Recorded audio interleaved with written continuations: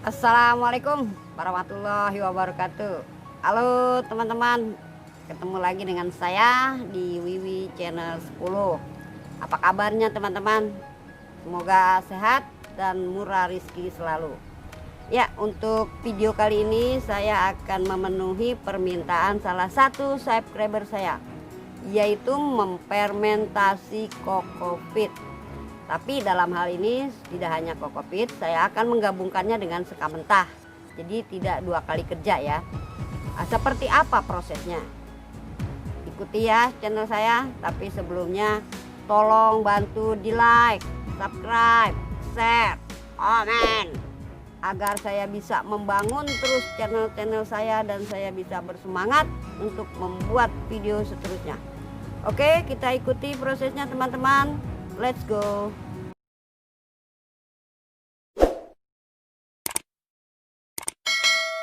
Ya teman-teman, kita lanjutkan ya. Ini kokopitnya ya. Kokopit ini sangat baik untuk media tanam. Makanya para nursery besar itu media tanamnya menggunakan kokopit.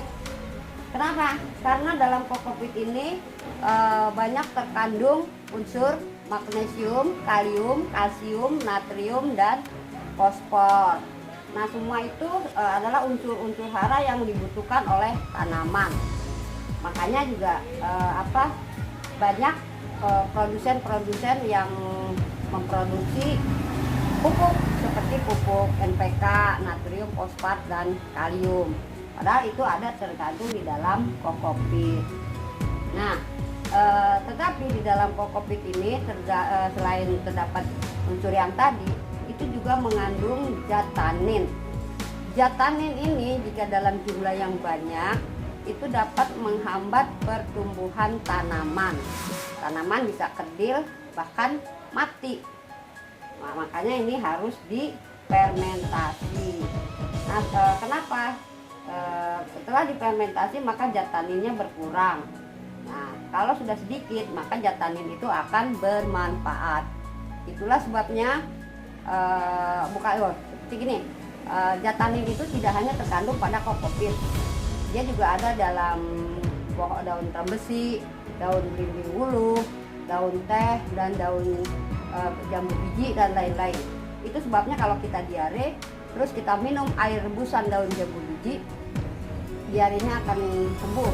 Kenapa? Karena zat tanin kokopit ini atau zat tanin itu bisa menyerap air. Dia bisa menjaga kelembapan air. Itulah makanya kokopit sangat baik untuk tanaman atau untuk media tanam. Nah, untuk cara fermentasi pun banyak cara ya. Kalau petani-petani besar itu kebanyakan dia dimasukkan ke dalam karung, kemudian dihujankan.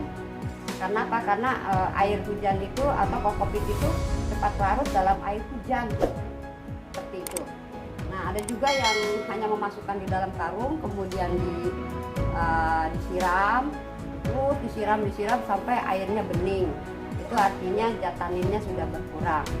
Tapi kalau saya ya, saya memfermentasinya dengan EM4. Ini EM4 ini ya, efektif mikroorganisme 4. Jadi di dalam EM4 itu banyak mikroorganisme yang sebagai pengurai. Dia bisa mampu mengurai atau membunuh unsur-unsur yang dapat merusak tanaman seperti jamur, terus hama-hama tanah, dan lain-lain. Ya, kita mulai ya untuk fermentasinya. Kalau saya digabung ya dengan sekam mentah dengan perbandingan 3. Ini sekam mentahnya, ini 1. Ini kita ratakan, kemudian masukkan kokopitnya. Perbandingannya 3:2. 3 sekam mentah, 2 kokopit. Setelah itu sekam mentah lagi. Mohon maaf ini nggak ada yang bantuin, jadi wadahnya juga cuma ada 1. Ini 2, kemudian kita masukkan lagi kokopitnya ya, 3:2 seperti ini. Nah, kita tekan biar agak gitu. Yang terakhir kita masukkan lagi sekam mentah,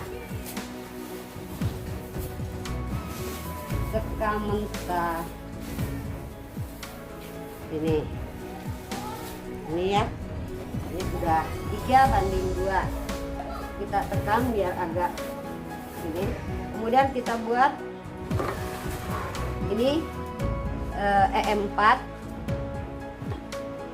Di dalam EM4 ini ada mikroorganisme. Mikroorganisme ini dalam keadaan istilahnya tidur, dia akan aktif setelah diberi makan. Nanti karena ini dalam satu ember ini ya sekitar 10 liter atau 5 liter, ini kita beri 4, takarannya 4 tutup botol, 1, 2, 3, 4. Ini kita masukkan ke dalam ember. Kenapa? Karena untuk melarutkan untuk melarutkan gula. Nah, ini tadinya gulanya 1/4, kemudian sudah saya tuang, tinggal 1/4 jadi setengahnya. Ini kita masukkan semua. Nah, ini baru kita beri air, kita aduk. Nah, jadi ini maksudnya ember dimasukkan ke ember ini supaya gulanya larut jadi lepetan ya, biar larut gulanya, biar larut ini ya. Nah, kalau ada perbedaan cara fermentasi tolong jangan dipermasalahkan karena setiap orang berbeda-beda. Nah, setelah itu kita guyurkan ke sini seperti ini.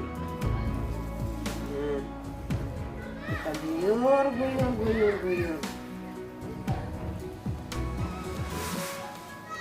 Nah, kemudian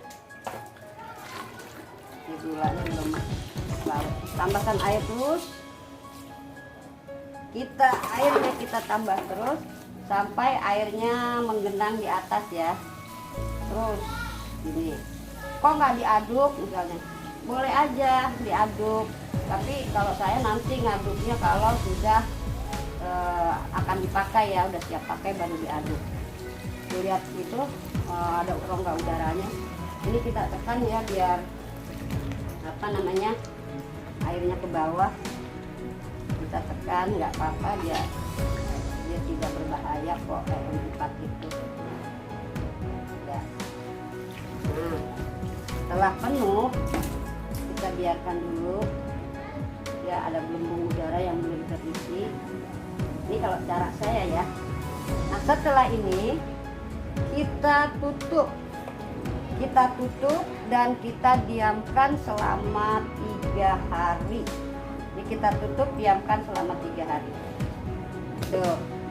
Nah, terus setelah 3 hari air apakah sudah siap dipakai? Belum, masih ada tahap kedua. Kebetulan ini saya sudah ada nih, sudah ada yang sudah saya rendam selama ini ya, sudah saya rendam selama 3 hari, airnya sudah saya buang. Nah, kalau sudah seperti ini kita open ya. Gimana ngopennya? Yaitu kita tutup dengan plastik supaya kedap. Kita tutup dengan plastik. Bentar. Nah, kita tutup dengan plastik. Kemudian kita tutup lagi agar benar-benar kedap udara. Ini namanya untuk fermentasi, itu namanya di oven. Kita biarkan selama 3 hari lagi. Nah, karena kalau misalnya nanti dia belum mateng, itu akan panas. Kalau kita pegang itu panas. Nah, setelah 3 hari kemudian kita buka, itu pun jangan langsung dipakai, tapi kita jemur dulu sebentar, diangin-anginkan supaya tidak menghilangkan panasnya ya, karena dia jadi ragi. Seperti ragi, kalau tape dikasih ragi, singkong dikasih ragi, itu kan jadi berubah, artinya setengah mentah dan kokopitnya itu sudah matang ya. Kalau yang tadi ini ibarat yang ini ya, kalau kita masak nasi ini ibarat aron. Nah kalau ini yang sudah aron, ini lagi masak nasi, ini jadi aron, kemudian dimasak lagi biar matang, itu seperti itu. Nah jadi ini kita biarkan selama 3 hari ya. Teman-teman, ini contoh yang sudah jadi ya, fermentasi yang sudah jadi, ini seperti ini. Jadi kalau saya untuk yang sudah jadi, saya letakkan dalam ember besar, ember yang sekitar ini 100 liter, karena agar kalau saya punya persediaan atau stok media tanam, begitu kita beli tanaman atau kalau ada tanaman yang harus direpotting karena sudah besar, kita sudah siap media tanamnya, itu seperti itu. Ini untuk saya ya, karena saya juga sering merepotting tanaman. Kalau teman-teman kalau skala kecil ya cukup secukupnya aja, itu seperti ini. Jadi ini sudah tidak bau ya teman-teman, ini sudah tidak bau, ini sudah sangat baik. Nanti pada saat pemakaian, ini sudah saya jemur ini, nanti untuk pada saat pemakaiannya kalau teman-teman mau bisa ditambah dengan pupuk kandang, tapi sedikit aja karena pupuk kandang itu kurang bagus untuk tanaman ya, terutama untuk tanaman yang dari impor, itu biasanya tidak perlu dikasih pupuk kandang. Demikian teman-teman, kalau mungkin ada yang ditanyakan silahkan di kolom komentar, nanti saya akan berusaha untuk menjawabnya. Oke, mudah-mudahan bermanfaat ya. Ini nih, jadi ini udah busuk nih, udah bagus, sudah busuk, jadi bagus untuk tanaman. Mudah-mudahan bermanfaat. Sekali lagi terima kasih. Wassalamualaikum warahmatullahi wabarakatuh.